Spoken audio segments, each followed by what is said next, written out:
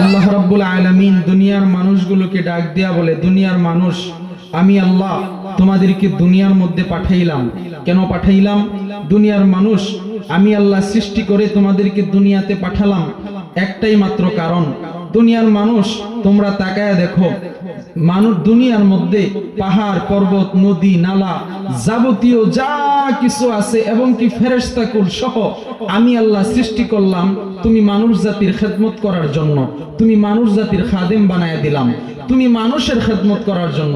কিন্তু আমি আল্লাহ সমস্ত কিছুকে সৃষ্টি করলাম তুমি মানুষের খেদমত করার জন্য, তুমি মানুষের গোলামি করার জন্য। আর আমি আল্লাহ তুই মানুষকে সৃষ্টি করে দুনিয়াতে পাঠালাম একমাত্র আমি আল্লাহর গোলামি করার জন্য। কার গোলামি? জোরে বলেন, আরেকবার জোরে বলেন, কার গোলামি? আল্লাহর গোলামি আমরা করতে রাজি আছি বাজান? জোরে বলেন, রাজি আছি তো ইনশাআল্লাহ? আল্লাহ তাআলা আমাদের সকলকে তার পাক্কা মুমিন মুসলমান ঈমানদার হিসাবে কবুল করুন। জোরে বলেন আমিন। আল্লাহ রাব্বুল আলামিন বলেন, আল্লাহ রাব্বুল আলামিন বলেন, আমি আল্লাহ তোমাদেরকে দুনিয়ার মধ্যে পাঠালাম একমাত্র আমি আল্লাহর গোলামি করার জন্য। দুনিয়াতে পাঠাইলাম দুইটা কারণ আছে, তার মধ্যে প্রধান দুইটা কারণ। যে কয়টা কারণ আছে তার মধ্যে প্রধান দুইটা কারণ। আল্লাহ রাব্বুল আলামিন কোরআনুল কারীমের সূরাতুল মুলকের 2 নম্বর আয়াতের মধ্যে বলেন। আপনারা অল্প সময় আমার কথাগুলি খেয়াল করে শোনার চেষ্টা করবেন। মাশাআল্লাহ, আপনাদের ভালোবাসা আমি যে কোনো জায়গায় যাই আমি বলি যে নিজ বাখাইল, বিশেষ করে শানকিবাঙ্গা পার হইয়া এই নিজ বাখাইলের দিকে ঢুকলে পরে আল্লাহর রহমতে আমাকে মুহাব্বত করার মতো লোক আমার এলাকার চাইতেও বেশি আছে আলহামদুলিল্লাহ। আপনারা যে আমাকে মুহাব্বত করেন আজকেও তার প্রমাণ। আমি কথা বলতে দেরি, আপনারা যাকে যাকে আসতে দেরি না। আপনাদের সকলকে আল্লাহ কবুল করুন। জোরে বলেন আমিন। আল্লাহ রাব্বুল আলামিন সূরাতুল মুলকের 2 নম্বর আয়াতের মধ্যে বলেন, আল্লাযী খালাকাল মাউতা ওয়াল হায়াতা লিয়াবলুয়াকুম আইয়ুকুম আহসানু আমালা। আল্লাহ রাব্বুল আলামিন দুনিয়ার মধ্যে আমাদেরকে পাঠাইছেন যে কয়টা কারণ তার মধ্যে প্রধান দুইটা কারণ। 1 নাম্বার কারণ আল্লাহ রাব্বুল আলামিন লিয়াবলুয়াকুম, আল্লাহ বলেন আমি আল্লাহ তোমাদেরকে দুনিয়াতে পাঠাইলাম পরীক্ষা করার জন্য। কি করার জন্য? জোরে বলেন। তাম দুনিয়াটা একটা পরীক্ষার হল। কিসের হল? জোরে বলেন, পরীক্ষার হল। 2 নাম্বার কারণ আইয়ুকুম আহসানু আমালা, কে কতদূর নেক আমল করতে পারো এটা দেখার জন্য। কি আমল? জোরে বলেন, নেক আমল। কি আমল?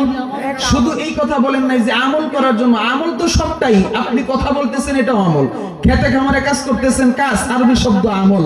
আপনি খাবার খাইতেছেন আমল, আপনি যাই করেন আমল। কিন্তু আমলটা হওয়া লাগবে আল্লাহকে পাওয়ার জন্য, নেক আমল। প্রত্যেকটা কাজ যদি মুমিন মুসলমান ইবাদত মনে করে নেক ভাবে করে, আল্লাহর কসম করে বলি প্রত্যেকটা মুমিন মুসলমানের কাজ আল্লাহর দরবারে নেক আমল হিসেবে গণ্য হয়ে যাবে।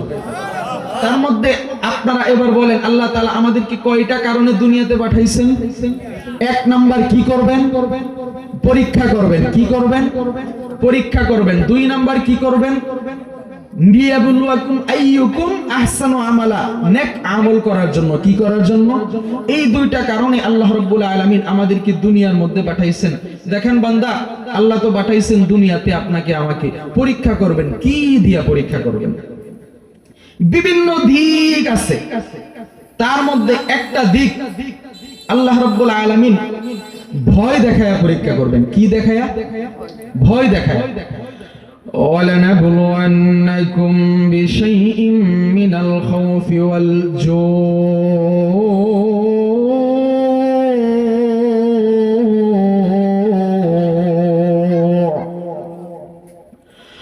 والجوع ونقص من الأموال والأنفس والثمرات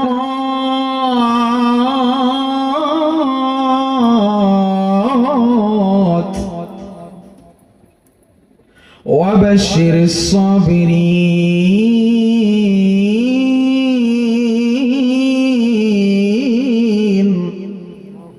এ বান্দা, আমি আল্লাহ পরীক্ষা করবই করব। কি দিয়া? বিভিন্ন দিক দিয়া পরীক্ষা করবেন। তার মধ্যে একটা হলো খৌফ, আল্লাহ ভয় দেখায় পরীক্ষা করবেন। কি দেখায়া? ভয় দেখায়।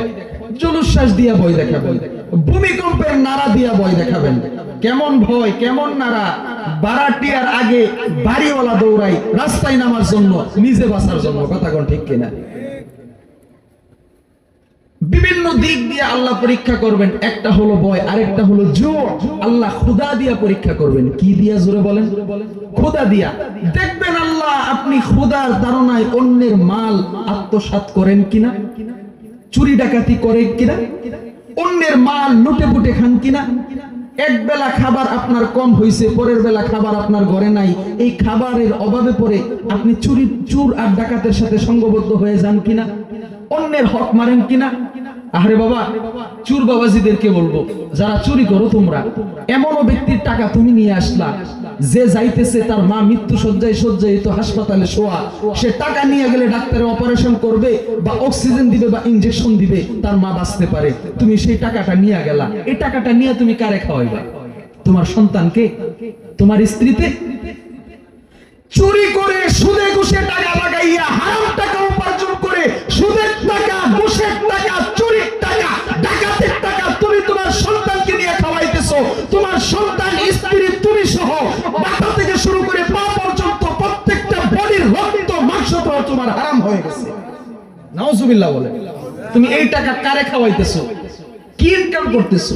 আল্লাহ তাআলা যেন আমাদেরকে সঠিক বুঝ দান করেন। সবাই বলে আমিন।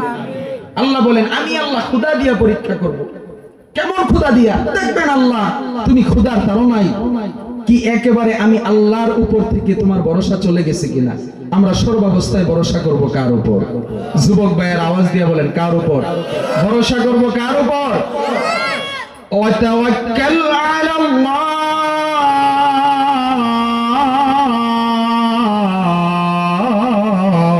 আল্লাহু আকবার বলেন।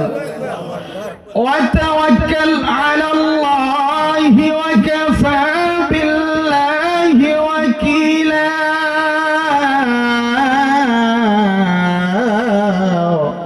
सारे दुनिया हो मुखालिफ उसने ही नुकसान, सारे दुनिया हो मुखालिफ उसने ही नुकसान, डर नहीं कुछ गम नहीं है जब राहे रहमान। দুনিয়া যদি লয় হয়ে যায়, দুনিয়া যদি ক্ষয় হয়ে যায়, দুনিয়া যদি শেষ হয়ে যায়, যদি আল্লাহর গোলাম হই, আল্লাহর গোলাম কোনো দুনিয়া ধ্বংসের পরোয়া করে না। দুনিয়া কিয়ামত হয়ে গেল, মুমিন মুসলমান ইমানদারেরা সর্বাবস্থায় ভরসা করে আল্লাহর উপর। কার উপর? জোরে বলেন। আমরা ভরসা করব কার উপর? আল্লাহর উপর ভরসা করব, আল্লাহকে ডাকবো। সর্বাবস্থায় মুমিন মুসলমান গোলা আল্লাহর উপর ভরসা করবে। মুমিনের যে কয়টা গুণ আছে তার মধ্যে একটা গুণ, মুমিন মুসলমান গোলা সব সময়, মুমিন বান্দা বান্দি গোলা সব সময় মালিকের উপর ভরসা করবে, আল্লাহর উপর ভরসা রাখবে। এ বান্দা বান্দি, পর্দার আড়ালের মা,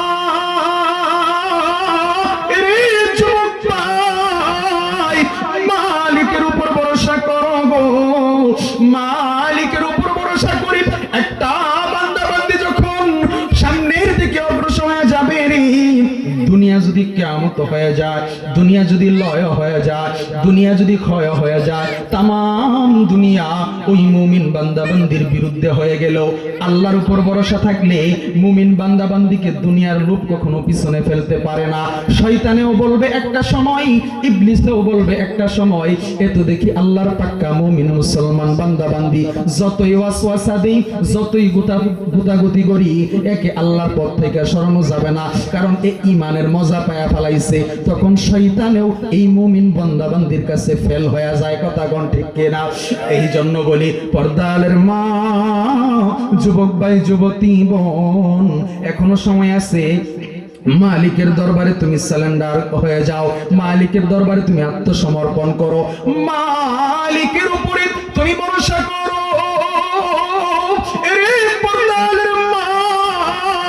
এই দুনিয়াটা তোমার আমার জন্য চিরস্থায়ী নারী, দুনিয়ার রূপ অহংকার করাই তোমার আমার জন্য চিরস্থায়ী না। এই দুনিয়ার মধ্যে যতই বাহাদুরি করো, আজকে আজকে যৌবনের বড়াই করো, আজকে তুমি যৌবনের বড়াই করো, টাকা পয়সার অহংকার করো, ধন সম্পদের অহংকার করো, বড়াই করো। বান্দা বান্দি রে, আজকে তোমাদেরকে বলে দেই, তোমার চাইতে আমার চাইতে বড় ধন সম্পদ ওয়ালাদেরকেও আমার মালিক তুলার মতো উড়াইয়া দিছে। কথা বলেন ঠিক কিনা? এমনও বড় লোক ছিল, এমনও ধন সম্পদ লোক ছিল যাদের সিন্ধুকের চাবি বহন করার জন্য শত শত উট বোঝাইছিল। ওই সমস্ত ব্যক্তিদেরকেও আমার মালিক মাটির সাথে মিশাইয়া দিছে, তাদেরকেও 3.5 হাত কবরের নিচে যাইতে হইছে। কথা কোন ঠিক কিনা? আরে 3.5 হাত মাটির ঘর, কারো আপন কারো পর, কারো হবে ফুলেরই বাগান, কারো বা হবে জাহান্নাম। 3.5 হাত মাটির ঘর, কারো আপন কারো পর, কারো হবে ফুলেরই বাগান, কারো বা হবে জাহান্নাম। আরে কঠিন হবে সেই দিন তোমার না থাকিলে নেকি। ঠিক কিনা জোরে বলেন? কঠিন হবে সেই দিন তোমার না থাকিলে নেকি, ওই কবরে যেতে হবে, থাকবে না কেউ সাথী। কাফন আমার আপন, কবর আমার গাটি, ওই কবরে যেতে হবে, থাকবে না কেউ সাথী। ওই কবরে যেতে হবে, থাকবে না কেউ সাথী। আরে সাদের জীবন হেলায় হেলাই শেষ হইতে চলিল, নামাজ রোজা জিকির ফিকির কিছুই নাহি হইল। রং তামাশাই দিন কাটাইলাম, রং তামাশাই দিন কাটাইলাম। আল্লাহর তালাশ করলা না তোমরা, আল্লাহর জিকির করলা না। ডুবলো বেলা দেখনা চাহিয়া বোঝ মনরে, ডুবলো বেলা দেখনা চাহিয়া। পর পারের ডাক পড়িলে, পর পারের ডাক পড়িলে, পার হইবি তুই কি লইয়া, ওরে পার হইবি তুই কি লইয়া। ডুবলো বেলা দেখনা চাহিয়া বোঝ মনরে, ডুবলো বেলা দেখনা চাহিয়া। রে পর্দার মা, রে যুবক ভাই, বৃদ্ধ বাবাজি, 5 টাকা দাও, পায়ে ধরে বলবো রে ভাই, এই দুনিয়াটা তোমার আমার জন্য চিরস্থায়ী না।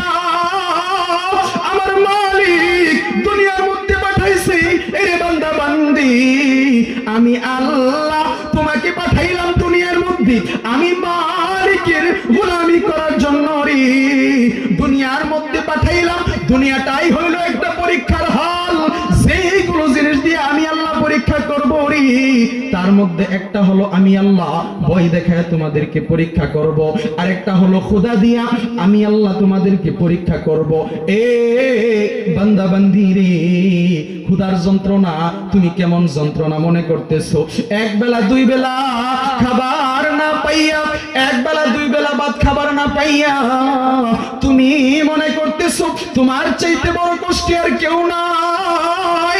তোমার পাতিলের মধ্যে দুপুর বেলা ভাত নাই, তোমার ঘরের মধ্যে ড্রামের মধ্যে চাউল নাই, তুমি মনে করতেছো 2 দিন 3 দিন না খায়া রইছি, বা ভাত নাই আমার পাতিলের মধ্যে, আমার চাইতে কষ্টে আর কেউ নাই। কিন্তু পর্দালের মা, যুবক ভাই, বৃদ্ধ বাবাজি, যদি নবীজির দিকে তাকাও, সাহাবায়ে কেরামের দিকে তাকাও, তাইলে তাকাইলে বোঝা যায় দিনের পর দিন না খাইয়া পেটের মধ্যে পাথর বানছে। ঠিক কিনা জোরে বলেন? এই পর্দালের মা, যেই নবী দিনের পর দিন না খাইয়া না ঘুমাইয়া পায়ে পায়ে কালেমার দাওয়াত দিছে রে, পেটের মধ্যে পাথর বানছে, আমার নবী কালেমার দাওয়াত দিয়া, কালেমার দাওয়াত নিয়া তায়েফের ময়দানের দিকে যখন যায়, কাফের বেঈমানের গোষ্ঠীরা পাগল পাগল বলে, তোমার আমার নবীর গায়ের মধ্যে পাথর নিক্ষেপ করে পাগল পাগল বলে গায়ের মধ্যে রক্তাক্ত হয়ে গেছে। এই জন্য বলি পর্দালের মা, যুবক ভাই যুবতী বোন, দিনটা এমনি এমনি আসে নাই, ইসলামটা এমনি এমনি আসে নাই। দিনের পর দিন না খাইয়া না ঘুমাইয়া পেটের মধ্যে পাথর বান্ধিয়া কালিমার দাওয়াত দিয়া এই দিনকে তোমার আমার মাঝে রেখে গেছে, কালিমা তোমার আমার মাঝে রেখে গেছে। এই জন্য মালিক ডাক দিয়া বলে, বান্দা বান্দি রে, আমি আল্লাহ খুদা দিয়া পরীক্ষা করব, দেখব তুমি এক বেলা দুই বেলা খাবার না পাইয়া আমি মালিকের উপর থেকে ভরসা চলে গেছে নাকি আমি মালিকের উপর তোমার ভরসা আছে। এ পর্দালের মা, যুবক ভাই, বৃদ্ধ বাবাজি, তোমার আমার নবী দিনের পর দিন না খাইয়া পেটের মধ্যে পাথর বানছে রে গোলাম। তোমার আমার নবী দিনের দাওয়াত দিয়া একবার বাড়ির দিকে রওনা হয়। প্রতিপথে মা ফাতেমার বাড়ি পড়ল। ফাতেমার বাড়ির ভিতরে টুকিয়া দরওয়াজার সামনে দাঁড়াইয়া ফাতেমাকে ডাক দিয়া বলল, মা দরওয়াজাটা খোল, হাসানকে দেখবো হুসাইনকে দেখবো। ভিতর থেকে কোনো জবাব নাই। আবার ডাক দিয়া বলল, মা দরওয়াজাটা খোল, হাসানকে দেখবো হুসাইনকে দেখবো। ভিতর থেকে কোনো জবাব নাই। এবার আপনার আমার নবী ডাক দিয়া বলল, মা কি অন্যায় করলাম রে মা, দরওয়াজাটা খোল, হাসানকে দেখবো হুসাইনকে দেখবো। ঘরের ভিতর থেকে ফাতেমা ডাক দিয়া বলে, বাবা গো, আপনি তো অন্যায় করতে পারেন না, আপনি রহমাতুল লিল আলামিন, সাইয়্যিদুল মুরসালিন, মানবতার মুক্তির দূত, সাইয়্যিদুল মুরসালিন, ইমামুল মুরসালিন, খাতামুন নবিয়্যিন, সাইয়্যিদুল মুরসালিন নবীজি, আপনি মুহাম্মদুর রাসূলুল্লাহ সাল্লাল্লাহু আলাইহি ওয়াসাল্লাম। ওগো বাবা, আমি কেন দরওয়াজা খুলি নাই? দরওয়াজাটা খুলে যে আমি ফাতেমা আপনি নবীর সামনে দাঁড়াবো, আপনার সামনে দাঁড়ানোর মতো পর্যাপ্ত পরিমাণে বস্ত্র আমি ফাতেমার পরিধানে নাই। এই জন্য আমি দরওয়াজার সামনে আসছি, কিন্তু পর্যাপ্ত পরিমাণে বস্ত্র না থাকার কারণে আমি ফাতেমা দরওয়াজাটা খুলি নাই। এ পর্দালের মা, অল্প একটু পর্দা না থাকার কারণে নিজের বাবার সামনে ফাতেমা তার দরওয়াজা খুলে নবীজির সামনে দাঁড়ায় নাই। অথচ যেই মহিলা দুনিয়াতে জান্নাতের সার্টিফিকেট পাইছে, জান্নাতি মহিলাদের সর্দারনি হয়ে যাবে গো। এই পর্দার শিক্ষাটা বাহিরে কোথাও গেলে পাওয়া যায় না। এই পর্দার শিক্ষাটা, এই আদর্শের শিক্ষাটা কেবলমাত্র পাওয়া যায় এই মাদ্রাসার মধ্যে। কথা বলেন ঠিক কিনা?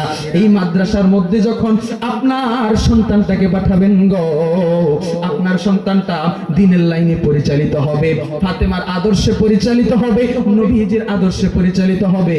এই সন্তান যখন বড় হবে, এই সন্তানটা পর্দা পশিদা অবস্থায় চলবে, দিনের লাইনে চলবে, নেকভাবে ইবাদত বন্দেগী করবে। এই সন্তান মেয়ে ছেলের দ্বারা কখনো মা বাবা কষ্ট পাবে না। কোনোদিনও এই আলেম আলেমা হাফেজ হাফেজা ছেলে মেয়েটা তার মা বাবাকে বৃদ্ধাশ্রমে রেখে আসবে না। আর ওই আলেমা হাফেজা মেয়েটা বিয়ার পরেও তার শ্বশুর শাশুড়িকে জ্বালাইবে না। কথা বলেন ঠিক কিনা?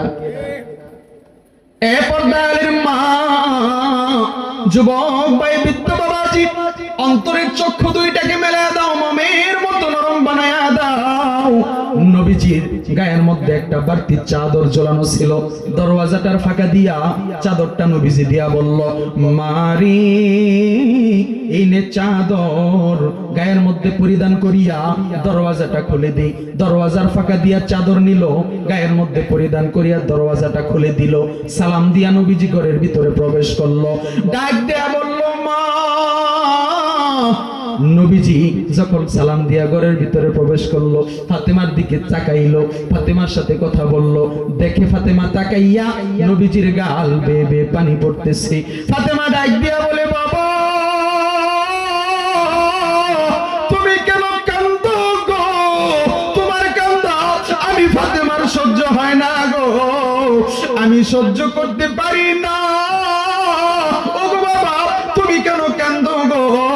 চোখের পানি মুছো, চোখের পানি মুছো।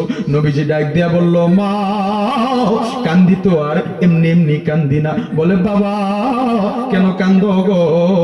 আপনার আমার নবী ডাক দিয়া বলে, রে ফাতেমা, তোর চক্ষু দুইটা গর্তের ভিতরে ঢুকে গেছে রে মা।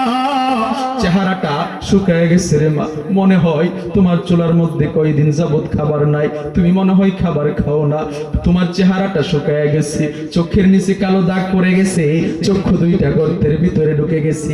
ফাতেমা ডাক দিয়া বলে, বাবা আমি ফাতেমা, আমি মা যদি দিনের পর দিন না খাইয়া মারা যাই, আমি ফাতেমার কোনো আফসোস নাই, আফসোস নাই, তবে বাবা আপনার কলিজার টুকরায় আমার বুকের দন হাসান হুসাইন আজকে 3 দিন পর্যন্ত খাবার না পাইয়া গো, আমি ফাতেমার পা ধরে কান্দি, ডাক দিয়া বলে, মা খাবার দাও, খাবার দাও। বাবা গো, দুনিয়ার কোন সন্তান যদি মায়ের পা ধরে খাবার চাই, যদি কোনো কিছুর আবদার করে মা বাবা যদি পূরণ করতে না পারে, এর চাইতে কষ্ট, এর চাইতে দুঃখ আর কি হইতে পারে। নবীজি ডাক দিয়া বলল, মা হাসান হুসাইন এখন কোথায় রে? ফাতেমা দেখা দিল, বাবা ওই যে দেখো চুলার উপর পাতিল বসানো, কিচ্ছু নাই, এর মধ্যে কিচ্ছু নাই, শুধু পানি। তোমার আদরের 2 নাতি হাসান হুসাইন আনন্দ করতে করতে ঘুমায় গেছে, মনে করছে মা রান্না বসায় দিছে। ওগো বাবা, ঘুম থেকে জাগ্রত হইয়া যদি তোমার 2 নাতি হাসান হুসাইন আমাকে ডাক দিয়ে বলে, মা খাবার হইছে নি, বাবা বলো আমি মা হাসান হুসাইনকে কি জবাব দিব? নবীজির কণ্ঠের আওয়াজ শুনিয়া হাসান হুসাইনের ঘুম ভেঙে যায়, দৌড় দিয়া নানার সামনে আসছি, নানার গলাটা জড়াইয়া কান্না শুরু করে দিছে, ডাক দিয়া বলে, নানা তুমি আসছো ভালো হয়েছে গো, আজকে 2 নাতি তোমার দরবারে একটা বিচার দেব। নবীজি ডাক দিয়া বলল, নাতি 2 ভাই কি নিয়ে আবার দ্বন্দ্ব করছো, কিসের বিচার দরকার? হাসান হোসেন ডাক দিয়া বলে, না ওগো নানা, আজকে 2 ভাই কোনো দ্বন্দ্ব নয়, 2 ভাই কোনো দ্বন্দ্ব নয়, আজকে একটা মায়ের 2 সন্তান বাদী হইয়া মাকে আসামি বানাইয়া ওই মায়ের বাবার কাছে বিচার দিতে চাই। ওগো নানা বলো, তোমার মেয়ের বিচার তুমি করতে পারবানি? নবীজি ডাক দিয়া বলল, নাতি আমি শ্রেষ্ঠ ইনসাফগার, আমি আমার সন্তান দেখবো না, আত্মীয় স্বজন দেখবো না, যার যেই বিচার হওয়া উচিত সেই বিচারই আমি করব। এই কথা শুনিয়া হাসান হুসাইন নবীজির সামনে দাঁড়াইয়া পেটের উপর থেকে কাপড়টা সরাইয়া নবীজিকে দেখে বলেন, নানা পেটটার দিকে তাকাইয়া দেখো নানা, পেটটা কেমন পিঠের সাথে লেগে গেছে। ও নানা, তোমার মেয়ে ফাতেমা আমরা 2 ভাইকে 3 দিন পর্যন্ত খাবার দেয় না। আল্লাহু আকবার বলেন না, এই যুবক ভাইরা শুনে বলেন না আল্লাহু আকবার। ও নানা, তোমার মেয়ে ফাতেমা আমরা 2 ভাই হাসান হুসাইনকে আজকে 3 দিন পর্যন্ত খাবার দেয় না। ও নানা, তোমার মেয়ের বিচার তুমি করো। নবীজি ডাক দিয়া বলল, নাতি এই বিচার আমি করতে পারবো না। হাসান হুসাইন বলে, দেখছো নিজের মেয়ে বলে বিচার করতে পারলো না। এই কথা শুনে আমার নবী, বিশ্ব নবী, যেই নবী এখনো মদিনার রওজা মুবারকে শুইয়া শুইয়া এই উম্মতের জন্য কান্দে,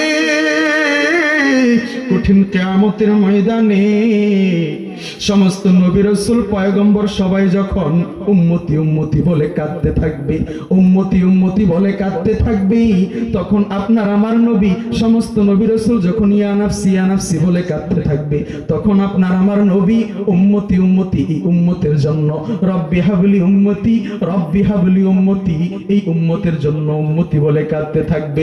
ডাক দেয়া বলবে, আল্লাহ না জানি গুনাহের জন্য আমার গুনাহগার উম্মতগুলো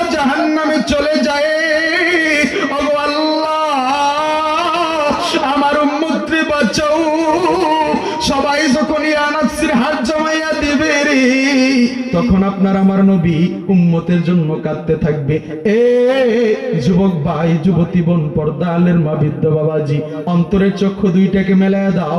যদি চক্ষু দিয়ে এক ফোঁটা পানি বাহির করতে পারো, নাজাতের জন্য তোমার এক ফোঁটা পানি যথেষ্ট হয়ে যাবে।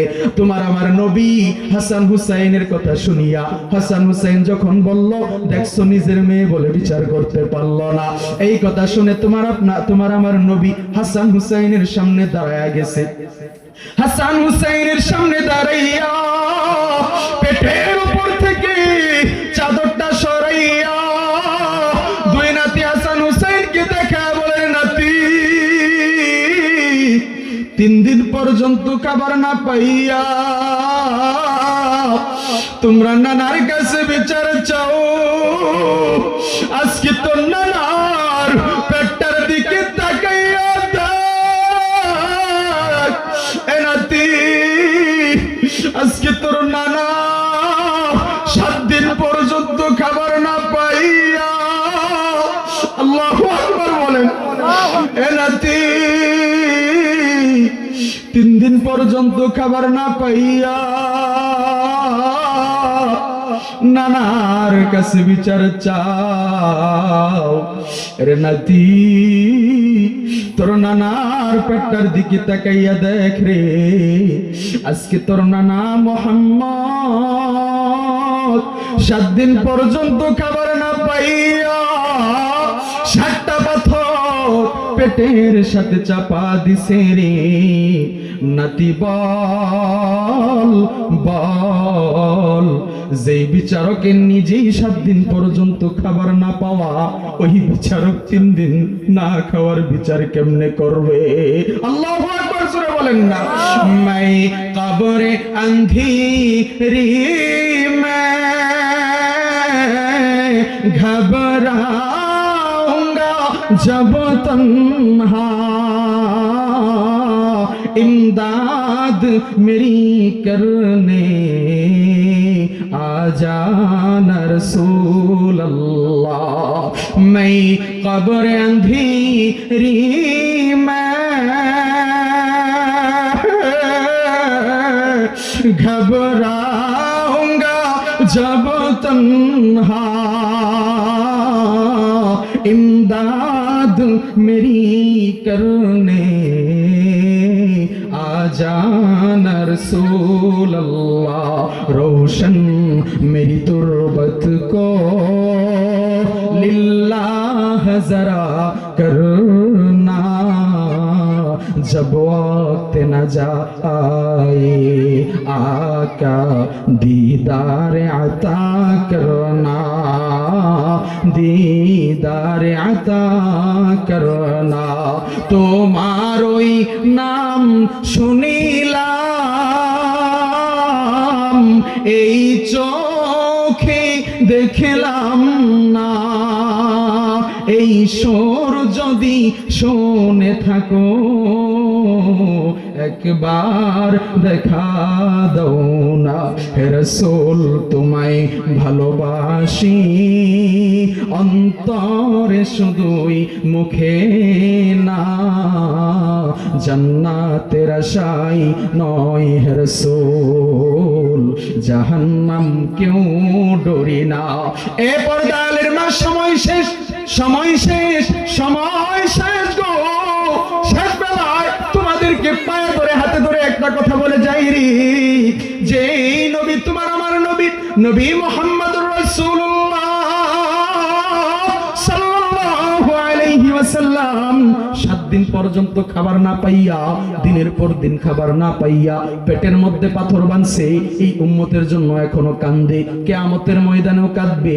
পর্দালের মা, যুবক ভাই, যুবতী বোন, যে সাহাবীরাও নবীজির পথ অনুসরণ করছে, নবীজির আদর্শ অনুসরণ করছে, দিনের পর দিন না খাইয়া, এই দিনের পর দিন না খাইয়া কালেমার দাওয়াত দিয়া গেছে। এই সাহাবায়ে কেরামরা জিন্দেগিতে যা উপার্জন করছে সবকিছু দিনের পথে খরচ করছে। আহারে তুমি আমি কে গো? এই কষ্টই তো কষ্ট না, দুনিয়ার কষ্ট তুমি একটু কষ্ট করলেও গো, যদি সহ্য করে যাইতে পারো রে, মালিকের উপর ভরসা করতে পারো, আমার মালিক আল্লাহ রাব্বুল আলামিন তোমার আমার জন্য বিশাল বড় জান্নাত রেখে দিছে। এই জন্য কবি বলেন জাহান্নামের আগুন মাবুদ সহ্য করতে পারবো না, দুনিয়া থেকে নাও কান্দাইয়া আখিরাতে কান্দাইও না।